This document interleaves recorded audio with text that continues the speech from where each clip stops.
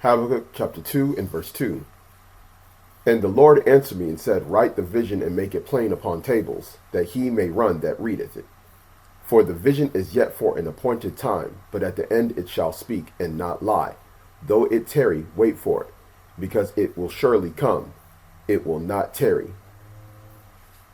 Shalom, brothers and sisters. This is your brother Yahweh. I want to give all glory and praises to our Heavenly Father Yahweh, who is the most high of all gods, creator of heaven and earth, along with his only begotten son, Yahawashi Hamashiach, who was prophesied to come in the last days to deliver his elect, that will be scattered throughout the four corners of the earth, and bring forth a kingdom that shall have no end, and will also give that kingdom as joint heirs to his elect, that they may be able to rule over the nations with the rod and iron forever and ever.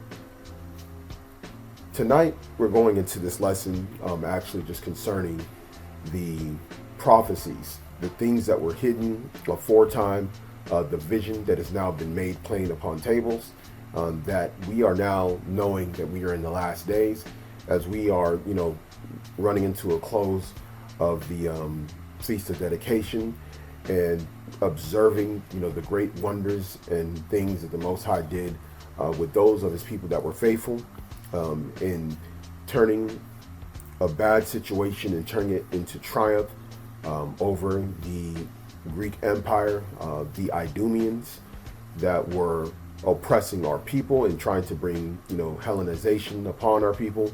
And those of our people that stood up during that time were able to fight off through, faith and belief that the Most High was on their side in order to allow us to have salvation today, and actually have a chance at everlasting salvation. And one of the reasons why it's important for us to actually acknowledge this is because we have to understand that the events that took place led to an eventual coming, of our Lord and Savior Yahawashi Hamashiach, who was born of the seed of David through the line of Joseph, and was born under the law that he may be able to redeem those that were under the law, and that were facing the curses and the penalties and the ordinances that were written against them. So we have to understand that even when we observe this Feast of Dedication, that this allowed the Most High's word to come to pass, the various prophecies of the coming of Yahawashi, where he will be born, where he would flee to out of Egypt, as they call the son, born in Bethlehem in Judea. All these things happened because the Most High allowed a remnant of our people to hold it down in those times, that we may be able to have that chance. So now, as we are in these last days, these prophecies are speaking even louder and clearer. And some of these prophecies, I was meditating over the last 24 hours, and a lot of stuff was just popping in my mind concerning it. In fact, there was a lot of scriptures that I probably won't be able to bring out. I might have to bring it out in piecemeal and maybe just deal with certain subject areas. But I wanted to kind of deal with this after I had been listening to, the audio Bible. There was a couple of precepts that had stood out to me, and then it led to me thinking about, other things that were being said in the scriptures. So now with this in Habakkuk, we know that there is a vision that is for an appointed time, but that at the end it shall speak and not lie. Meaning that this particular vision that was given to Habakkuk about this particular individual, because as you notice, the person that it's going to be talking about, it'll be revealed, but it's talking about him, it's talking about an actual individual who represents a set of individuals, and that's a lot of times with the Bible. One must understand some of the dark sayings that are done in this way, and understand that not one man can keep unto himself all people on his own without him having a representation or a collection of man to do it. So we're going to go ahead and read this, and then we're going to go and we're going to decipher through scriptures, who this person is and who it is revealing it to be, and what does that mean to the children of Israel that are suffering under this man. All right, so we go to verse 4. Behold, his soul which is lifted up is not upright, and in but the just shall live by his faith. Okay, so this one, his soul is not upright in him. He's lifted up. Okay, he's lifted up with pride. Now, when you go through, you're going to realize that there's a certain characteristic that is basically said about this man. All right, and lifted up, meaning he's lifted up with pride. Now, we can actually, I see how many. I don't want to bring out too many precepts because it just gets so. I don't want to be redundant, but I wanted to make sure that we have, an understanding of this thing, right? This person. Now we're going to go into Edom, the prophecy in the book of Obadiah, and we're going to go into this, mentality, okay, that was just brought up, okay? So as we go on, we're going to see exalting himself, right? So this is where you see the pride of Esau, right? Lifted up, okay? This is Obadiah 1 and 3. The pride of thine heart had deceived thee, thou that dwellest in the clefts of the rock, whose habitation is high, who that saith in his heart, who shall bring me down to the ground? Okay, so when someone is like this means that they're lifted up. They're lifted up on high, okay? And they don't believe that they can be what? Brought down low. Okay, so the soul that is within him is not upright in him. Okay, he's lifted up. Okay, and this is talking about Esau. Okay, it is an actual man. However, he has a bloodline. He has a gene line that is a nation line with his descendants. Okay, his sons after him. And that's what we're dealing with. We're dealing with the collection of these men. And the thing about a lot of Christians have a hard time understanding that when Esau, Edom, Jacob, Israel is brought up, when you actually name a nation of people by their forefather, it's not just that patriarch that's being named or implied. It's actually the whole nation. Okay, so we have to understand what is this man about and what is his nature. Okay, so we're going to go back to Habakkuk. Okay, and we see this right here. So now we're going to go down. And I'm not going to be able to go into every single precept there. Some of you brothers may know some of them. If I went through every precept, it will be a lot longer. And, I will, Lord willing, go into the other ones, or I may even reference some of these precepts, and brothers can go back and pull them up on their own time. So in verse 5, it says, yea, also because he transgresseth by wine, he is a proud man, neither keepeth at home, who enlargeth his desire as hell, and is as death, and cannot be satisfied, but gathereth unto him all nations, and heapeth unto him all peoples. Okay, so we see that another step about him is that he transgresseth by wine, meaning his philosophies, his doctrine, to basically what? Make people drunken. Okay, that's why it tells you about the cup, the golden cup that was in the Lord's hand that he made the nations to drink, right? That golden cup was filled with the wine of Babylon, okay, that made the people drunken and to believe in it, and for them to be what? To be angry, right? Because after it tells you in that prophecy that the nations became mad, okay, after drinking of that cup, okay, they were not happy, all right? So we have to understand what is, going on, okay, with these with the prophecy concerning this. Okay, so he went about conquering, okay, and there's actually prophecies in that. We know about the Genesis 27 with the blessing he would get to have the sword that he would live by, which would allow him to conquer and eventually take the choice parts of the earth, which was prophesied, and he got that blessing from Isaac, but it was used in order for him to fulfill the will, which would ultimately be his own undoing. Okay, so when we go into this wine and this proud man that never keepeth at home, remember we're in a global empire where a set of people had went across the four corners of the earth conquering and gathering all people. Now, what is the representation of the all nations, right? Unto him, the United Nations. Okay, so he grabbed all the nations and he put them in one and united them and heaped them unto himself in what is now called the United Nations. At one point it was known as the League of Nations, then now it's the United Nations. Which man or collection of men did this? We should know them to be the nation of Edom. Okay? And that's how they did it. Now, I'm going to go into the prophecy just concerning the wine. And let's see if we can pull it up. It's towards the end of Jeremiah. Okay? And as you notice, Babylon is brought up. Isn't that very interesting? Okay? Okay, Babylon judged for sins against Israel. Okay? So Babylon judged against sins against Israel, which you know Babylon is also known as the daughter of Edom. Okay? And also that Israel is known as the daughter of Zion. So we're talking about a set of people. Okay? And we're talking about a nation, an empire ran by what? Mystery Babylon. Okay? So we're going to go into, here it is right here. So Jeremiah 51 and verse 7. Babylon hath been a golden cup in Yahweh's hand, that made all the earth drunken. The nations have drunken of her wine, therefore the nations are mad.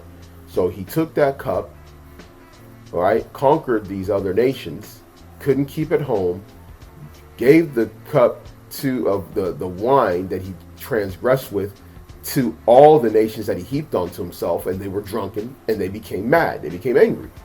Okay? So ultimately what happened is exactly as it says here in Habakkuk, which the saying in Habakkuk was a very dark saying. Okay, so now let's go on to verse 6. Shall not all these take up a parable against him, and a taunting proverb against him, and say, woe to him that increaseth that which is not his, how long, and to him that it ladeth himself with thick clay? Shall they not rise up suddenly that shall bite thee, and awake that shall vex thee, and thou shalt be for booties unto them? Because thou hast spoiled many nations, all the remnant of the people shall spoil thee, because of men's blood, and for violence of the land, of the city, and all that dwell therein. Okay? So this right here is the reason why. Now, when we go back, in fact, okay, because these nations are going to turn against him, and ultimately he's going to turn against himself. But these nations that were once in league with him would do that. Now, he stole that which is not his, right? Now, let's just deal with this. We'll start at verse 4. Though thou exalt thyself as the eagle, and though thou set thy nest among the stars, thence will I bring thee down, saith the Lord. So he exalted himself as the eagle. If you remember, the eagle has landed. That was said there, with NASA dealing with the whole space exploration and the alleged, landing on the moon. They exalted themselves as the eagle. All right, that goes back to the Roman Empire. Even the Greek Empire, with under certain gods, had the symbol of the eagle. Like Jupiter had a symbol of the eagle as well. If you go into ancient Edom, in the land of Edom, you look at their chief city, which now is called Petra today, which means rock. Okay, because they dwelt in the clefts of the rock. On the image, they have an image of like it's like almost like a Roman Colosseum. This is where they get their. This is where the Romans get their architecture from. Is from Edom, because that's their architecture that represents them. And they have these Roman columns in a doorway, and at the top of that doorway or entranceway, there's a big old eagle at the very top, which is basically their mascot. Okay, so now when we go down to verse 5. If these came to thee, if robbers by night, how art thou cut off? Would they have not stolen till they had enough? If the grape gatherers came to thee, would they not leave some grapes? How are the things of Esau searched out? How are his hidden things sought up? So we see here that he is known to be a robber, a thief. He continues to steal. He steals past what is needed, okay? See, grape gatherers in the ancient world, they would leave actually some grapes behind for the poor to glean off of.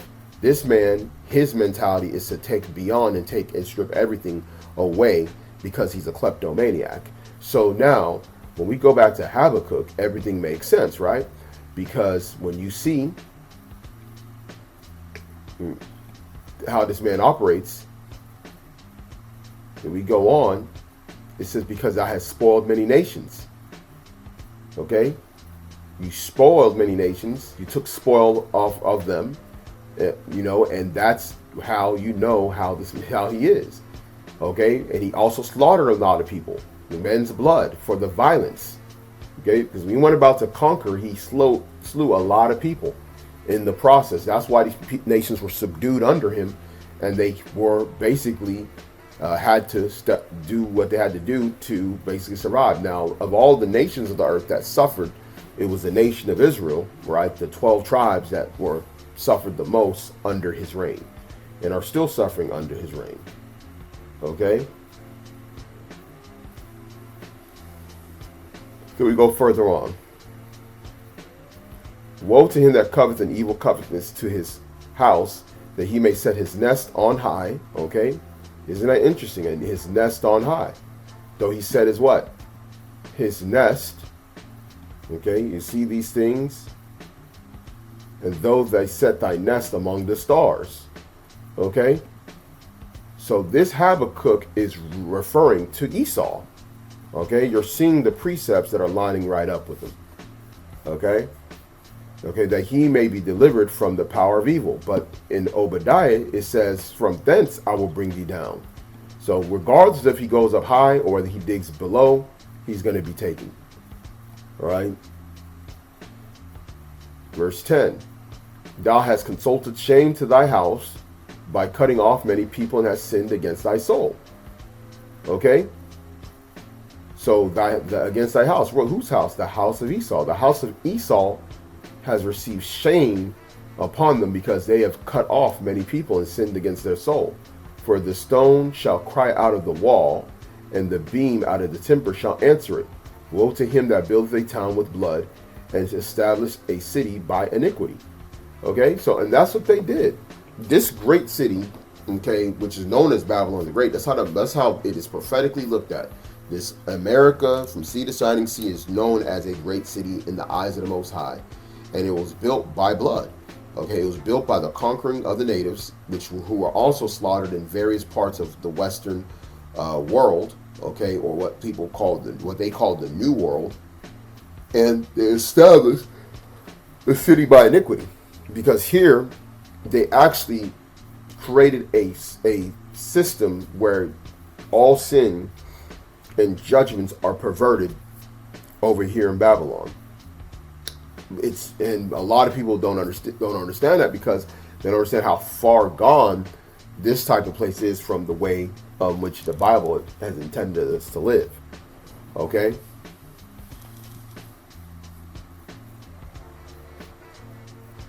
So we see here that he took and built the town by blood, established the city by iniquity.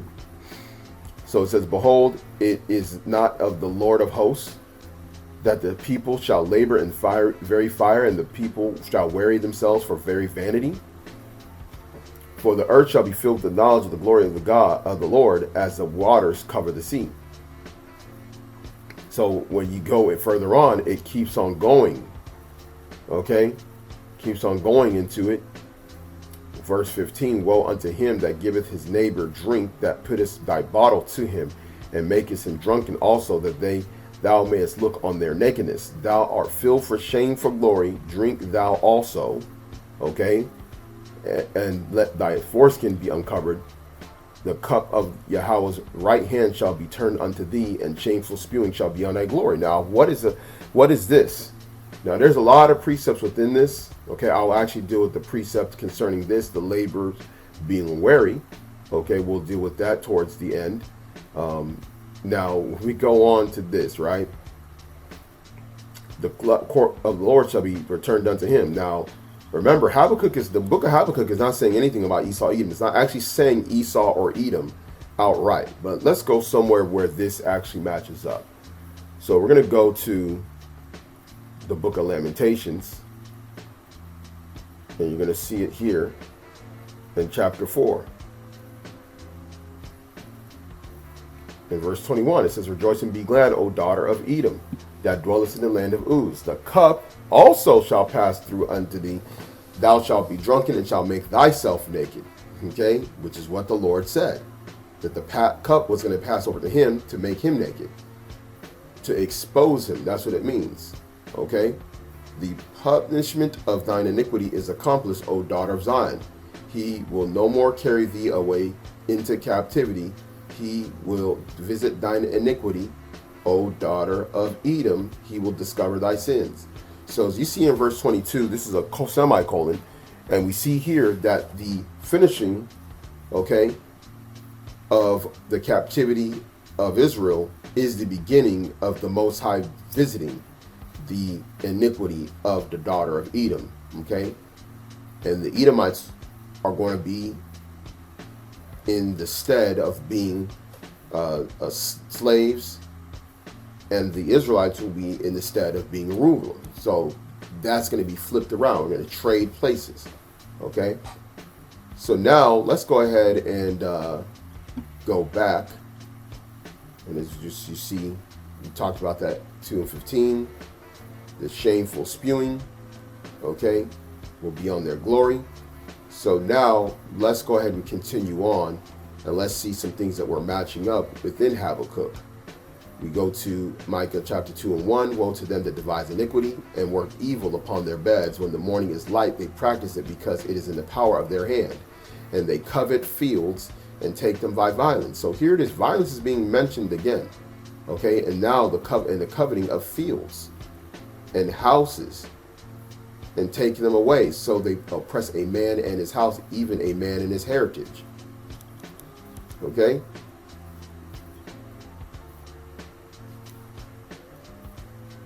So you see there that this is brought up.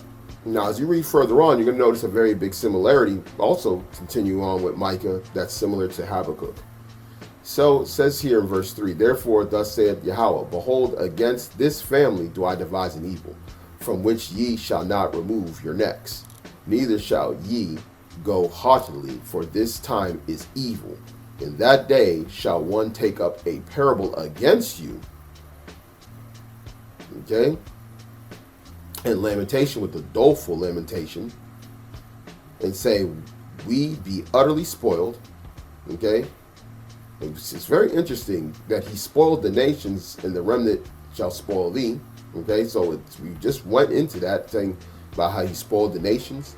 We just went into the slaughter, okay, the violence. He hath changed a portion of my people. How hath he removed it from me? Turning away, he hath divided our fields. Okay, because it was prophesied that he was going to take the land. Okay, and that's in the book of Ezekiel, that he was going to covet the land and part it. It's also in Joel. So it was prophesied that Edom would actually do this. Okay, so we have to understand that these are prophecies that are written in there that are coming to pass, but they're in dark sayings. Okay.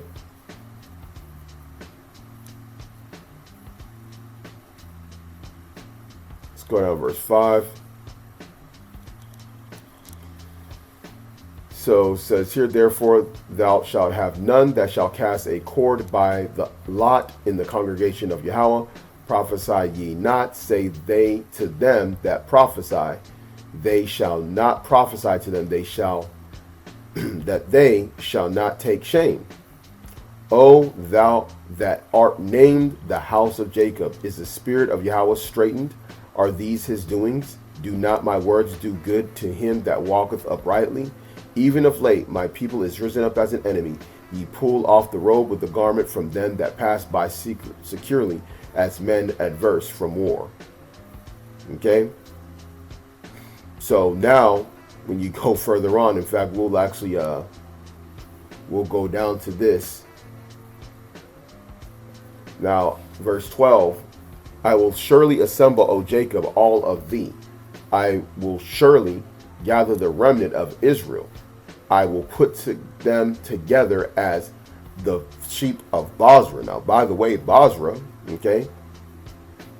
So he's going to gather his remnant, and he's going to do it Okay, and will put them together as the sheep of Basra, as the flock in the midst of their fold. They shall make great noise by reason of the multitude of men. Okay, now when we go on, we're going to go ahead and look into this word for Basra. Okay, where the remnant, which is the elect, would be gathered. Okay, now this is the gathering, this is the elect that will be gathered, and this is primarily in the north country. Now look at this. Word Basra actually means sheepfold, enclosure, but Basra is actually, you see, Basra, if you look at it, there's a reason why Basra, and we're going to go back to it. And this is the reason why it's important for us to know our basic English, okay, and understand articles, capital, okay, titles. Okay, so Basra has a capital B. This implies it is a place, okay, something of significance when you capitalize the first letter, right? So let's go ahead and go back. Now, as we go down, we're going to notice that Basra is actually, as we go here,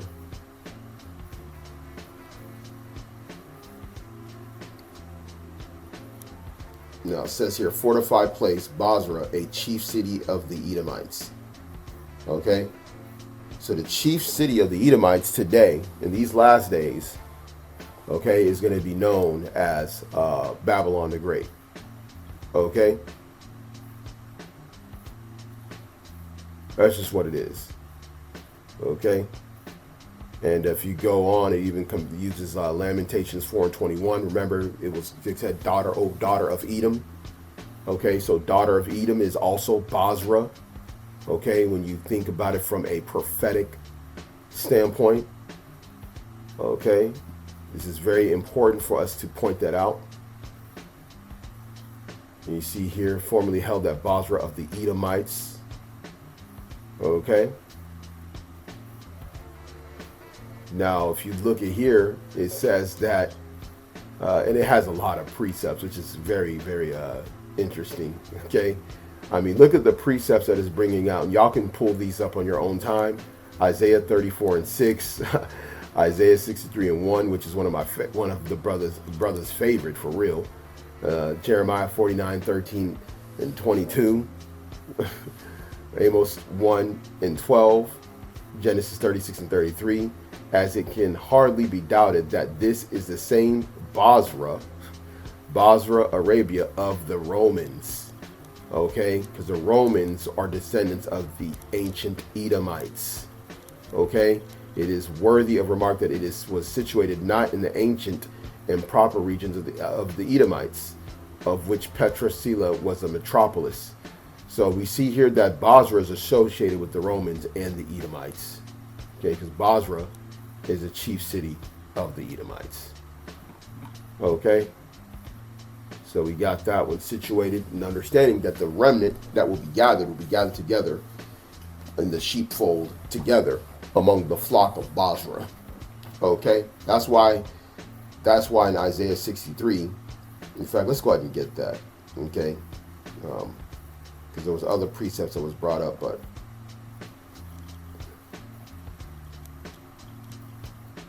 this is God's vengeance on the nations, as you see in the title.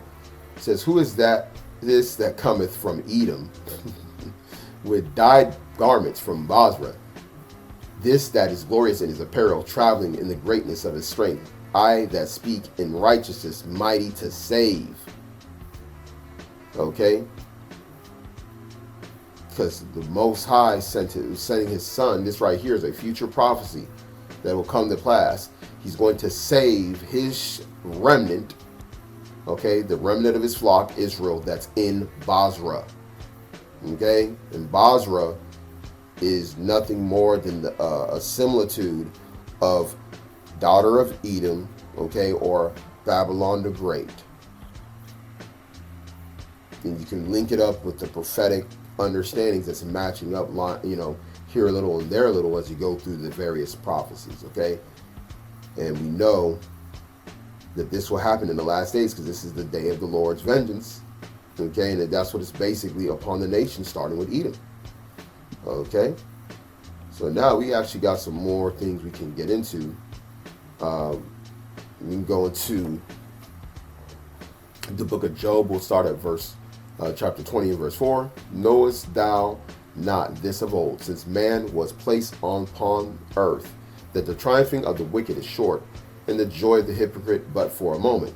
Though his excellency mount up to the heavens, we keep on getting this, right?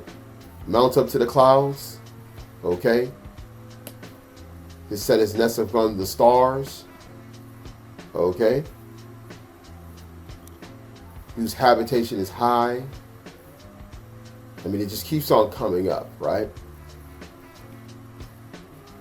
So, though his excellency mount up to the heavens, and his head reach unto the clouds, yet he shall perish forever, like his own dung.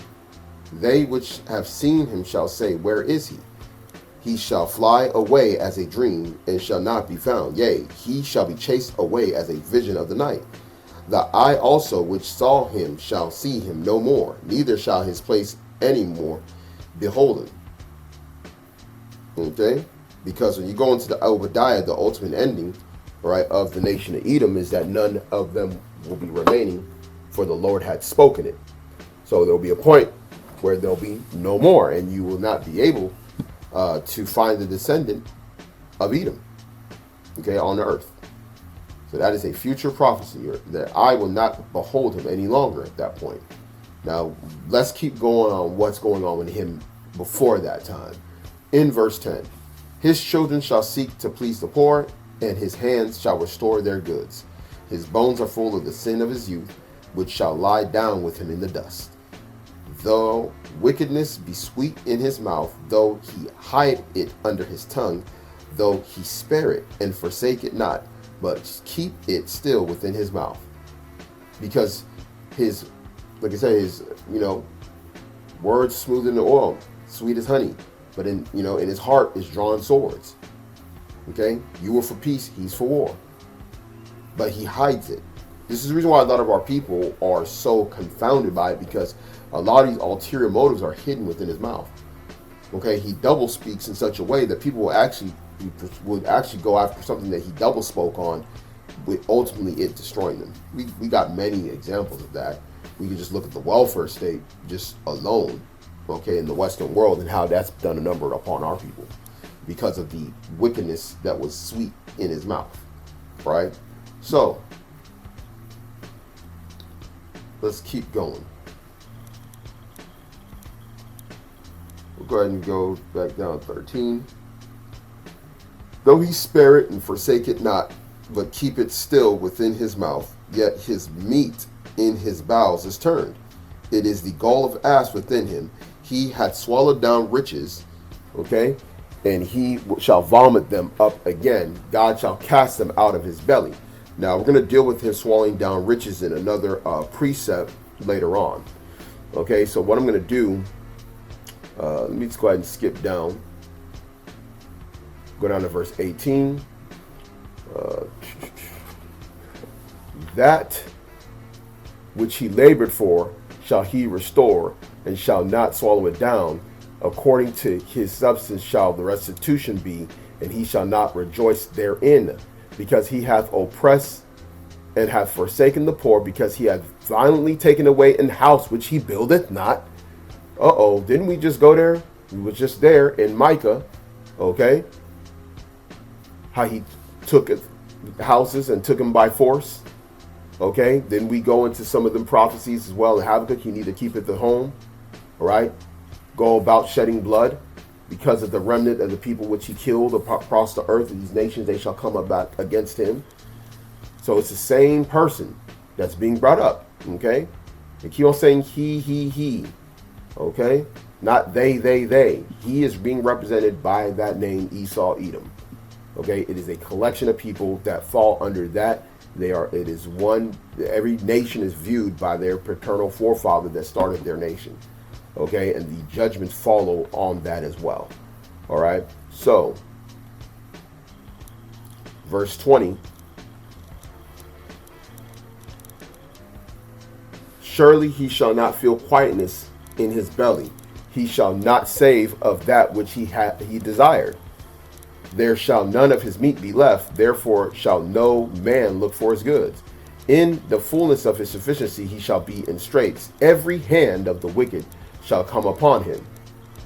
Okay, let's go into this. Now that word there for wicked is not really wicked. Okay, the yod, okay, is I, and then you see here of the wicked. Okay, you can say is imala or imla. Okay, and that there is talking about what?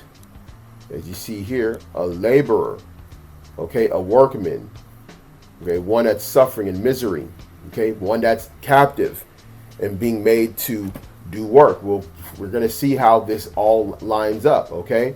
Now, it was only transferred this one time as wicked, but the way it's really used is really for laborer, okay? And it says here, laborer, suffer, wretched one, laborer, workman, suffer. One toiling, okay, that's how it's used in a verb sense rather a noun sense, okay. Toiling, concretely, a laborer, okay. That labor, that is a misery, has taken labor, okay. So one that is under cruel labor, okay.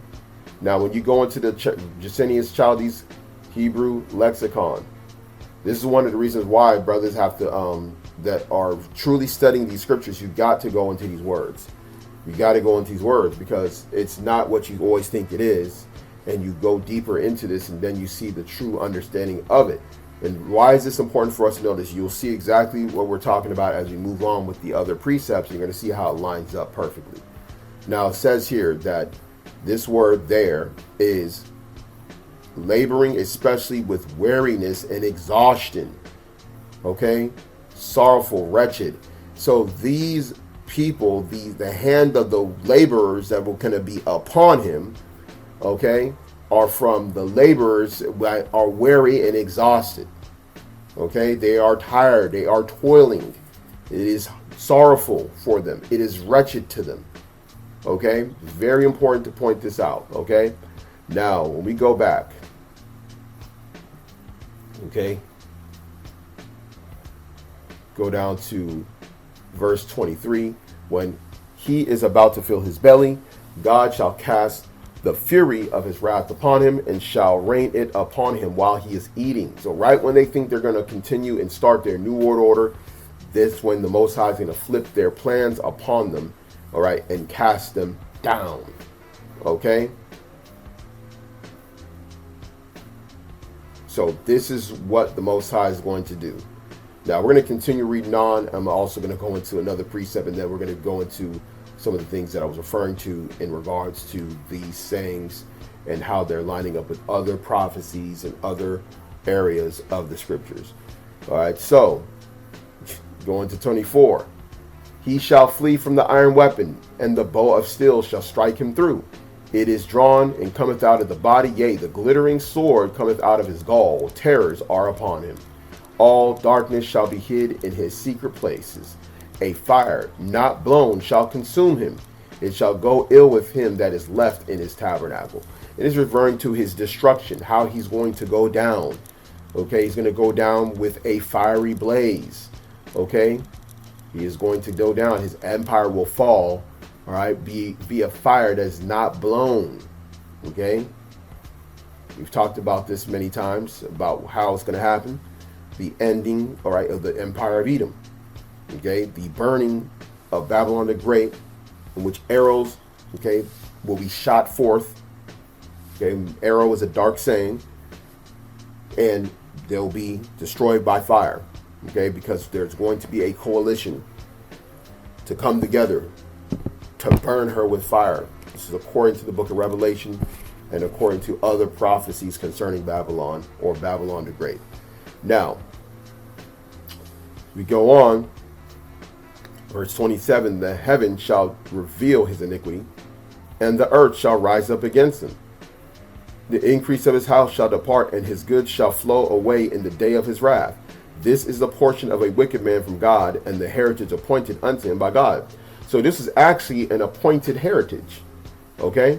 A portion that was given unto him, and his appointed heritage. Now, where is that coming from? Well, let's go ahead and go to this. This is the book of Malachi, the burden of the word of Yahweh to Israel by Malachi. I have loved you, saith Yahweh, yet ye say, wherein hast thou loved us? Was not Esau Jacob's brother, saith Yahweh? Yet I loved Jacob, and I hated Esau, and laid his, mountains and his heritage waste for the dragons of the wilderness. So this is his heritage, that is to be laid waste, laid his mountains waste for the dragons of the wilderness. That was the appointed heritage that was given to Esau, Edom. That's what it's referring to when you're reading that book in Job 20. So let's go to verse 4.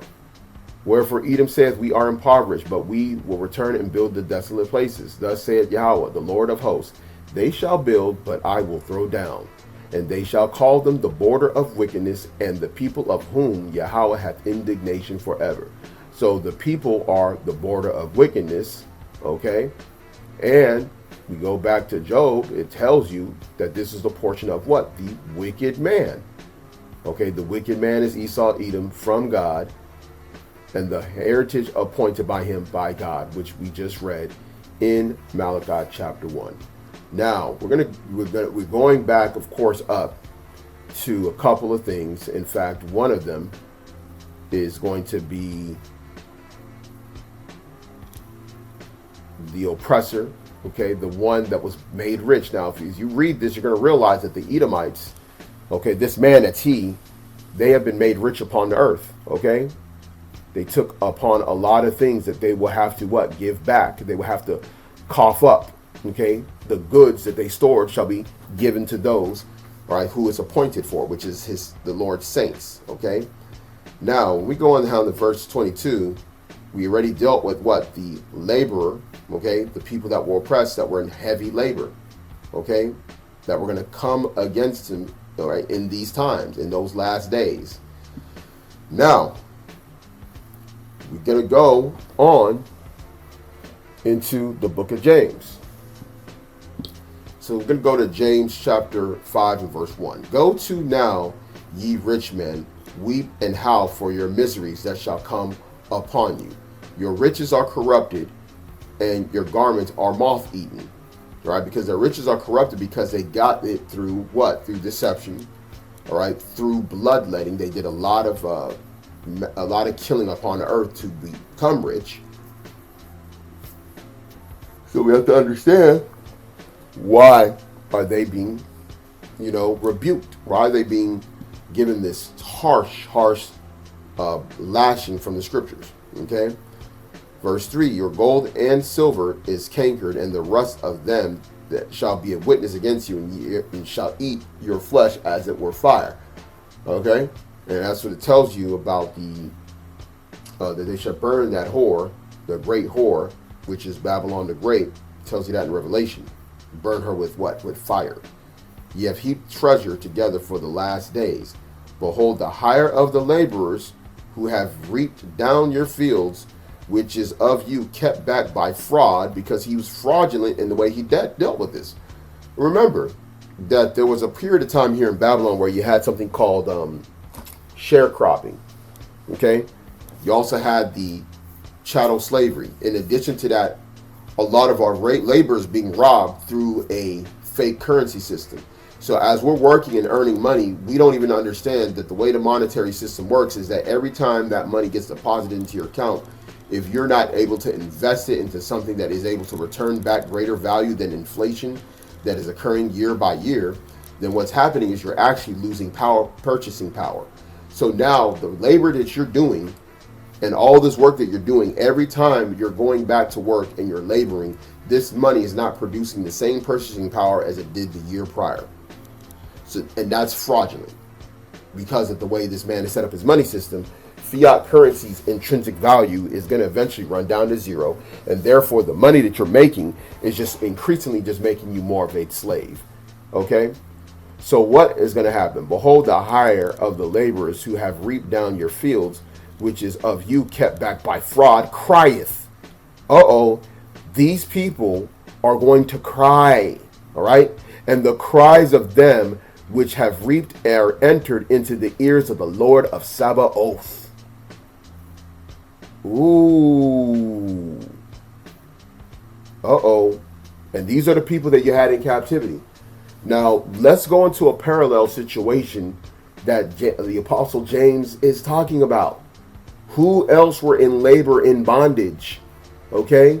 Who were in bondage, toiling, suffering? We just read the definition in Job chapter 20 and verse 22. We're seeing a parallel matching up. Now, who was also cried, and the Lord heard them? Okay? Because the Lord is only going to hear one set of people crying about this affliction, this oppression, all right, that's being done unto them. Okay? And the Apostle James is prophesying about this, and we're going to go into where this has happened before. This is Exodus chapter 2 and verse 23. And it came to pass in process of time that the king of Egypt died, and the children of Israel sighed by reason of the bondage, and they cried, and their cry came up unto God by reason of the bondage. Oh man, so when they cried, the cry came up to what? The Lord of Sabaoth, according to the book of James. And we see here that the Lord of Sabaoth, which is Yahweh, the Lord of hosts, also heard them. Now let's go down to verse 24. And God hearing their groaning, and God remembered his covenant with Abraham, with Isaac, and with Jacob. And God looked upon the children of Israel, and God had respect unto them. So we see here, that's the same thing that's going to happen. Okay?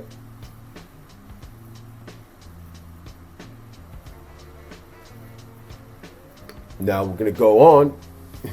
That's dealing with captivity, right? Being captive. What else did this man do? Okay, let's see what Apostle James says in verse 5. Ye have lived in pleasure on the earth, and been wanton. Ye have nourished your hearts as in a day of slaughter. Ye have condemned and killed the just, and he doth not resist you. Now we're dealing with killing in captivity, back to back. We're also dealing with theft, stealing, fraud. So who enslaved these people that James is talking about, and who killed them? Okay, now we're going to Revelation, and we're going to deal with this right here. So when you go into Revelation chapter 11, the two witnesses is Israel and Judah. Okay, and it talks about their downfall, the two olive trees, the two candlesticks that stand before the Lord. So now what we're going to do, we're just going to go on for the sake of getting straight to the point. And we're going to start at verse 7. And when they have finished their testimony, the beast that ascended out of the bottomless pit shall make war against them, and shall overcome them and kill them. And their dead bodies shall lie in the street of the great city, which is spiritually called Sodom and Egypt, where also our Lord was crucified. Okay, so now we're going to deal with the part being called Egypt spiritually. Just like we had here when we went to Exodus chapter 2 and verse 23, we see that in the land of Egypt, that the people were under bondage. Now, the reason why Babylon the Great is spiritually called Egypt is because it is a place of bondage, right, for the children of Israel. And the unique thing about Babylon the Great is that the north and south, or the children of Israel, the tribes, collectively will be in this land. And it's one of the few places on the earth where all the tribes can be found together. If not really the only place on the earth when you really think about it. Okay? And that is a very unique thing, and that's why there's a very unique movement and things going on here. So we see that the cry came up to the Lord, and he remembered the covenant. That's why he had to, do his thing. Okay? And that's what James is actually talking about. Okay? So I just wanted to go into just showing that city, that great city in which the captivity will be spiritually called Egypt, because Egypt is what? Known as the house of bondage. Okay, that is also in the book of Exodus, that out of the house of Egypt, out of the land of Egypt, out of the house of bondage, right?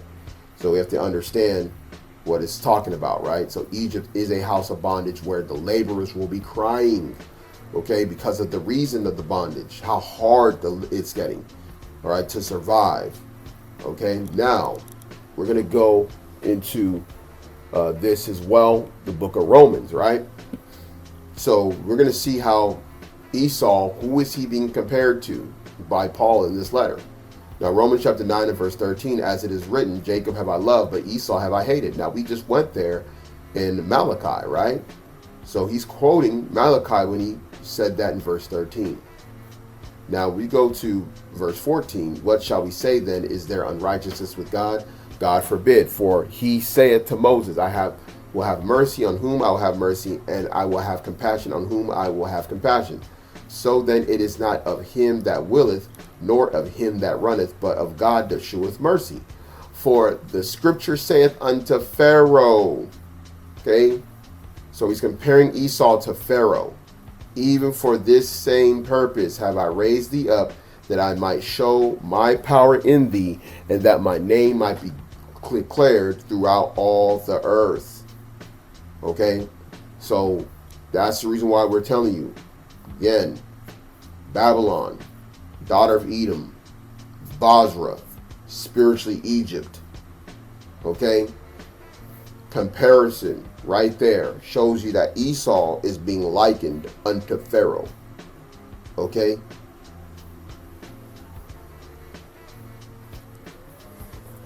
and the reason why it's being likened unto him, because of the captivity that Pharaoh put us in, Edom put us in. Because of the Egyptians in those times, there were the great empire, the Most High raised up Pharaoh and the Egyptians above all the nations on the earth, only to bring them down. Same thing with Esau, Edom. Esau, Edom has been exalted. They built desolate places. They rose to prominence, and the Most High, in the peak of their apex and their powers, he's gonna what?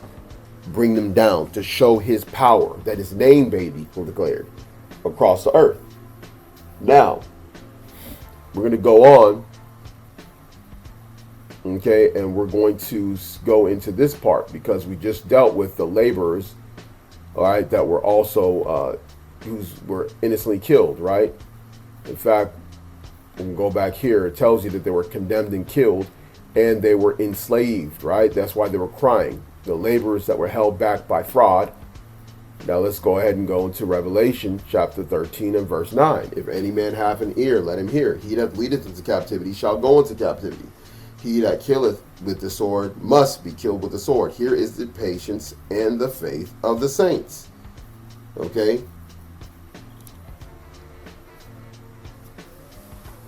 So again, very important to understand that also. Now, how do we know that the Apostle James is referring to the children of Israel? Because you may say, hey, other nations are here, other people are working, they got to pay bills, they're debt slaves too, they got Social Security. You know how people have been pushing, you got Social Security, you're a slave. So they pushed it, but ultimately, who is this talking about? Who are these laborers who have reaped down the fields, who were kept back by fraud, that are crying and are crying out to the Lord, who will eventually hear them? It'll come to the ears of him. Just like we saw in Exodus chapter 2 with our forefathers in Egypt.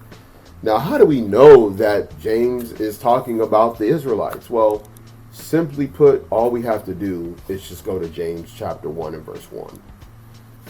James chapter 1 and verse 1. James, a servant of God and of the Lord Yahawashi Hamashiach, to the 12 tribes which are scattered abroad, greetings. So this letter is written to the 12 tribes that were scattered abroad. It includes even us in these last days. Hence the reason why we're able to decipher it the way we're able to, thanks to the Lord and him giving us of his spirit, that we may be able to bring all things into remembrance and be able to give us the knowledge and wisdom that we need to break this down. So we see here that he's a servant of the Most High Yahweh and of the Lord Yahawashi Hamashiach, and wrote it what? To the 12 tribes scattered abroad. Hence, when you go to the book of James, when you're going into that section, it's talking about the Israelites. Okay? Those are the ones that fell into that particular category. Okay? So, what is the ending of all this? The revelation of all this? We go to Isaiah chapter 14 and verse 1. For Yahweh will have mercy on Jacob and will yet choose Israel, and set them in their own land. And the strangers shall be joined with them, and they shall cleave to the house of Jacob. And the people shall take them and bring them to their place. And the house of Israel shall possess them in the land of Yahweh for servants and handmaids. And they shall take them captives, whose captives they were, and they shall rule over their oppressors. Okay, so as we're seeing, we're going through these precepts, and like I said to you, brothers and sisters, there are many other precepts that line up just like this. The beauty of the scriptures of the word, it's amazing. And guess what? It is actually going to come to pass, as we've seen. It has been made plain upon tables, according to the book of Habakkuk. The Most High has revealed this to us. As we know that many of the dark sayings, okay, have been kept away, been hidden for a time period until they're revealed in these latter days. So hopefully this is edifying to you, brothers and sisters. And again, I'm going to give all glory and praises to our Heavenly Father Yahweh. And we do so in the name of our Lord and Savior Yahawashi. Grace and mercy abound to the hopeful elect scattered throughout the four corners of the earth. Shalom.